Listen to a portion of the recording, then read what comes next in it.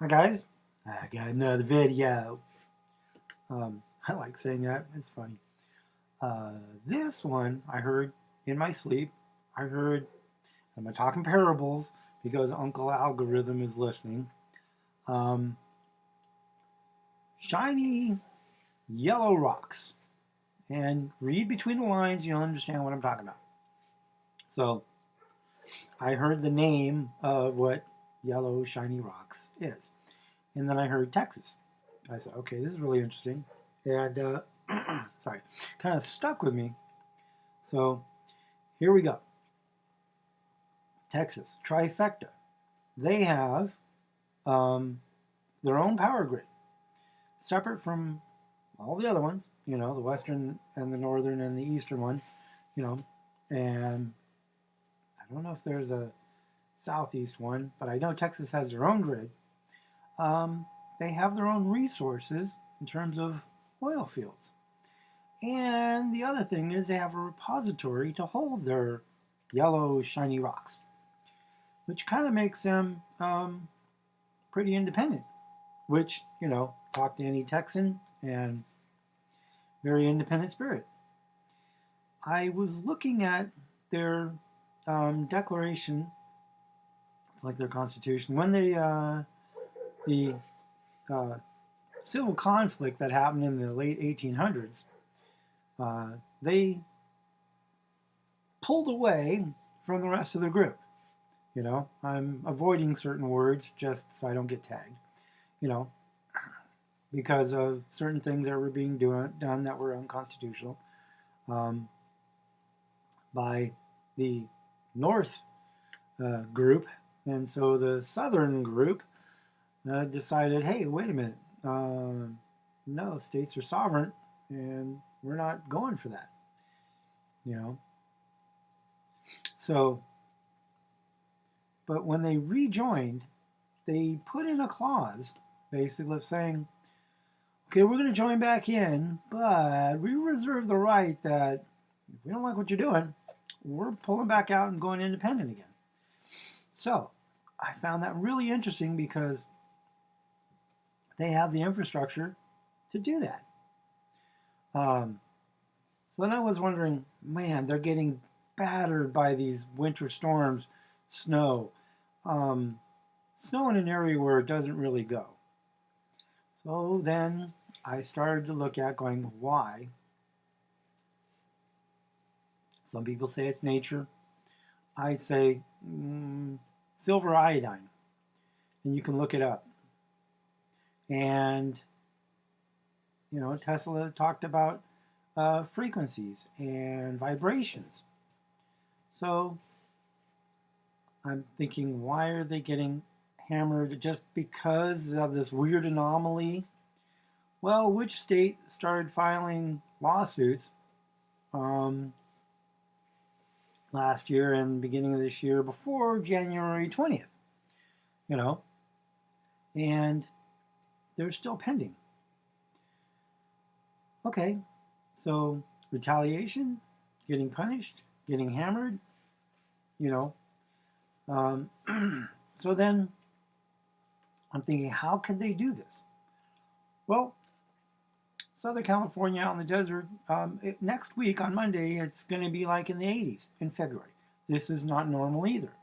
So create a hot spot, and the cold air is supposed to come down through Washington, Oregon, and into California, through Arizona, New Mexico, and then loops back up because there's usually a high pressure, in Texas. Well, the high pressure is over in California. Well, that stops the cold air from coming down in, so it goes up and around the high pressure and then comes back down and hits Texas. That's not normal. None of this is normal. I would say it's biblical. I also think that man has a hand in it, and Father God's allowing it. So now we know, okay, there's a hotspot. Well, how do you create a hotspot? Take your microwave burrito, stick it in the microwave, push burrito button, right? And it gets hot. Well, how does it get hot? Okay, frequencies are like water, like a wave. Okay, and I'm going to give a little understanding, some knowledge. The faster they vibrate, the more heat they produce. Long waves, short waves, okay? Microwaves operate at a very high speed. So they excite the water molecules inside the burrito, the moisture, and they start to move faster. That creates heat, okay? It also destroys nutrients and vitamins. So that's how it heats. Well, say you've got a huge microwave gun or cannon, because that's basically what's in a microwave. It's shielded, has a microwave gun that shoots in, you know, and bounces all around, and wherever there's water molecules, they get excited, they move faster, they create heat. Say you did this overhead, a satellite or a plane or something, and shoots out a microwave beam and down in the ground in a certain area.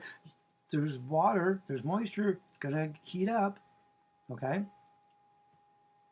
So you create this artificial heat bubble, heat pressure. Well, when there's pressure, water finds the easiest way to flow. So if there's a obstruction, it goes around it. Well, this is what I see happening with the jet stream. The jet stream is being manipulated, and what does the jet stream do? It moves cold air, okay? And it goes to low pressure. Where there's low pressure, the water moves. Where there's high pressure, the water avoids. Okay, got that. So they're moving the jet stream and dumping snow into Texas. Texas is not prepared for this kind of scenario. Why is the power grid going down? Well, you know, all of this is happening in dream and understanding being given to me. And I was shown that the power grid is like a spider web, right? And it all tentacles out, like an octopus has tentacles.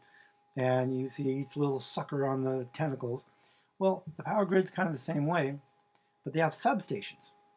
So it's one big grid, and it passes out to all these little cities, towns. They all have their own little substations. Then you have substation going into each little neighborhood, right? So there's steps. Well, if you take away all the steps and remove the substations, you have just one big massive grid with one big switch, and you know, it gets overloaded. Or you flip the switch, whatever. You know, can't handle it.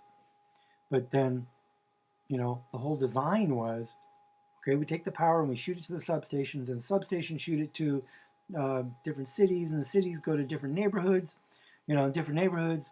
Well, then it's localized so that if the power goes down in one little area, it's only one small little thing. You fix a transformer or whatever goes wrong, put in a new one, flip the switch back on, you're good. You know, a couple hours versus a couple days or a couple weeks. So it's redundancy. When you remove those fail safes, then you create a situation of oops, right? No oops, planned, you know? And somebody had to give the order, who's ever in charge, to the power structure to do these things, to create a situation of failure. And then it was shown to me like a Titanic disaster or submarine, right? In a ship, they have bulkheads. And what is a bulkhead? It's a huge steel wall with a door. And the door has a big seal on it with big handles on it. You lock it down. It's airtight. And they make these compartments in a ship. Now, if you wanted to sink a ship, you'd leave all these doors open, bulkheads, and the water would just rush through. Say you hit something in the bow or the stern, and the water just rushes all through the whole ship, and it sinks really fast. Yeah, think of the Queen Mary's sister ship. I won't name names. So, in the sense, power grid has substations. Substations are like these bulkheads with these doors. You close all the doors, and if one part of the ship gets flooded, the rest of the water doesn't go into the other plates. They're airtight, and the ship stays afloat. Well, kind of like, you know, all these substations taken out of the way, and poof. Okay, takes down the grid. That's their power structure. Okay, where else can you hurt Texas from being basically independent, being able to support yourself? Well, they have oil fields. And the oil fields is natural resource, right? They can use it to create electricity, to power their cars, to do a lot of things, to make rubbers and plastics and everything else, right? See, you don't need to import it. They have the resource. A certain company, Midland, or a city, which I thought was interesting, the name of it, Midland, which is in the middle, in the midst of the land, which Texas is in the middle, but on the south, right? The oil wells are being purchased by an entity that's outside of the United States. I would think that would be somewhat of a national security, but, you know, an interest of something, you know. So now you're taking away, the power grid is down, and the natural resources are being controlled by somebody else. Okay, so now those two things are being crippled or taken away, whatever. What's the last thing that they had, you know, control over or substantiated in terms of security? Yellow rocks. They have their own repository, and you can look it up, see what that means. But they have their own resource of yellow rocks. So yellow rocks, power, and natural resources, right? That pretty much would make a state form their own country. I mean, if they really wanted to, and legally it's possible. So, I was trying to think of like, and this came to me in the dream as well. It's like, well, what happened in 2001 in the 9th month on a certain day? And here we go in parables. 2 trees of identical height on an island on the East Coast. One fell and then the next one fell, right? And what I understood, there was under the trees somebody buried down by the roots and hid their shiny yellow rocks, okay? And there was a small little tree on the side, and it had a number 7 on it. That fell as well, okay? So, when the trees were falling, right before they started to fall, somebody went and dug up all the yellow rocks and took them and hid them somewhere else. Well, that weakened the 2 trees, and the 2 trees fell. The problem is, some of those shiny yellow rocks didn't belong to the people that moved it. Some of them belonged to another country on a different continent, and they wanted their shiny yellow rocks. Well, they didn't get their shiny yellow rocks. They were offered a piece of paper instead.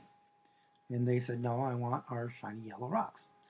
So while these things were falling, the trees were falling, and everybody was focusing on these trees falling, the shiny yellow rocks that were underneath were taken. Now, Texas, power grid goes down, the natural resources are being controlled by somebody else. I would put my eye on the repository. Is somebody taking the shiny little rocks while everything is frozen over or controlled by somebody else? This was all part of this whole dream. And it wasn't really a dream. It was just kind of like I'd see images, you know, of the ship, and I'd see images of the bulkheads being open or closed and whether water could flow through it. I saw the 2 trees and the shiny yellow rocks, you know, and it all relates back to Texas. Texas and the Trifecta, the 3, okay? Now they're called the Lone Star State for a particular reason. And they had the last stand at the, come on, you know it. If you don't, Google it, right? And there was famous people there. Davy Crockett, you know, and some other people. So, is this synonymous to what's happening? You know, to take down, like Jesus said, a little leaven leavens the whole bunch, right? A little bit of yeast affects all of the bread. So if you take down the middle, because right now power grid's affecting all up and down from the south to the north, from North Dakota all the way down to the south, and even the other country just south of the border is complaining about being taken down and not having power, right? So if you take the middle, the sides fold together, right? And I'm just making an analogy of the play, the plan of what they're trying to do.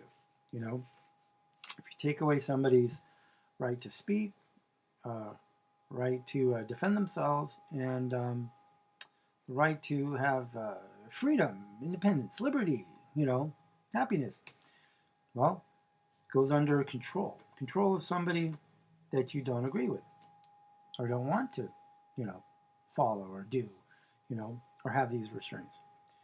So I see West Coast, East Coast, Texas in the middle. Jesus says he's coming in the midst. And evil is trying to use the midst to pull down any strongholds of independence. So that's my dream. Tip my hat to you guys in Texas. I'm praying for you. Hope everything gets fixed, because the whole country needs you guys, and you need us. Love you, praying for you. See you in the next video. And don't forget, out of all this stuff that's happening in the world, Yeshua, the Son of God, is the way, the truth, and the life. And no one goes to the Father except by him. No one gets access to the Father except through him. He is the way. He is the truth. He died on the cross, shed his blood for you, for me, for everyone. Right? Why? Because man sinned and was disobedient. And the punishment of being disobedient is death. Adam died, we died. That is the punishment. Now Jesus Yeshua shed his blood on that cross to make that payment, because God said payment for sin is death. The atonement of sin, meaning the payment to satisfy that punishment and debt. When you commit a crime and you're convicted, then you're punished and you pay your debt to society and you're released, right? Was the blood of an innocent lamb. Now, Son of God is the innocent lamb. And he did it. He paid the price that we couldn't in order to set us free. So he took on our disobedience or sin so that we may be imputed, or his righteousness covers us by the blood and the water. After 3 days, he rose again in a glorified body, because hell and death could not hold him. He laid down his life willingly. He picked it up again, and Father granted that to him. And now all authority is given to him under heaven and earth. And you can choose to disobey and reject, and you send yourself to hell. Or you can humble your heart, set your pride aside, come to Father God through his Son, and say, save me. And he's faithful to do it. but won't force it on you. You choose, so that the onus or the blood, your blood, is on your hands, where you want to be and who you want to be with for all eternity. You can be with God in heaven. He's going to create a new heaven and a new earth. And then that new heaven and new earth, no more Lucifer, no more Satan, no more death, no more war, no more hate, no more pain, no more struggle, no more suffering. Joy, love, and happiness. That's what he's offering, right? In a new heaven and a new earth, walking and talking with him, your God, your creator, if you want it. But it's through him, by him, and for him. So, love you guys. Choose life instead of death. See you in the next video.